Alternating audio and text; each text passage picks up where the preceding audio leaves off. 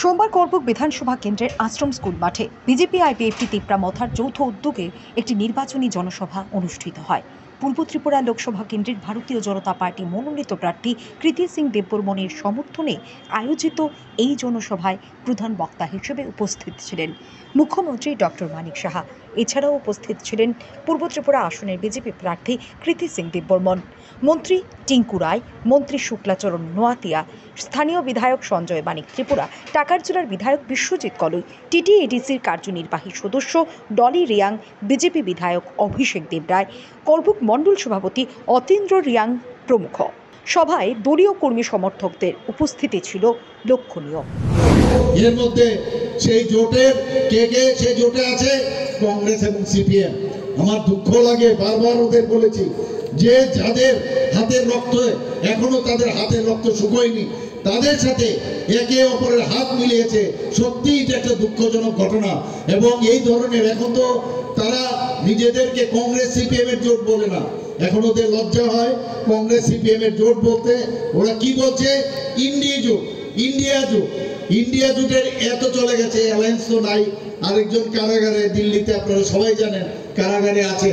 আস্তে আস্তে করে ওই ইন্ডি জোটের আয় চলে আসবে, আমি আর সাথে কেউ থাকবে না, এইভাবেই চলবে। বন্ধুগণ, দুঃখ হয় কংগ্রেসের তার অফিস থেকে, কংগ্রেসের ভবন থেকে তাদের এখন সিপিএম এর ফ্ল্যাগ বেরোয়, আর সিপিএম এর অফিস থেকে কংগ্রেসের ফ্ল্যাগ পড়ে। এটা এক থেকে দুঃখজনক আর কি অবস্থা থাকতে পারে। এখন তাদের পায়ের নিচে মাটি সরে গেছে, এখন বুঝতে পারছে যে আমাদের এখন শক্তি নেই।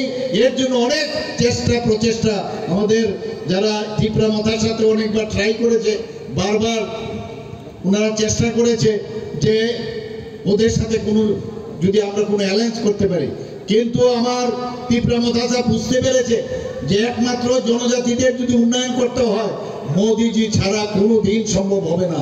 তবে এসে ভারতীয় জনতা পার্টির সাথে আজকে আমরা আমাদের কি হলো, আজকে এখন ভারতীয় জনতা পার্টি এবং আইপিএফটি এবং ত্রিপুরা মাথা। তাহলে এখন কি হবে? क्या होगा रे कालिया, क्या होगा कालिया। এখন তো কিচ্ছুই করার নেই, ওদের কিচ্ছু করার নেই এখন। বন্ধুগণ, जरूर वोट दीजिए, वो कमल फूल हमारे पास आएगा। जब वो हमारे पास आएगा तो 3 हाथ में और शक्ति आ जाएगी।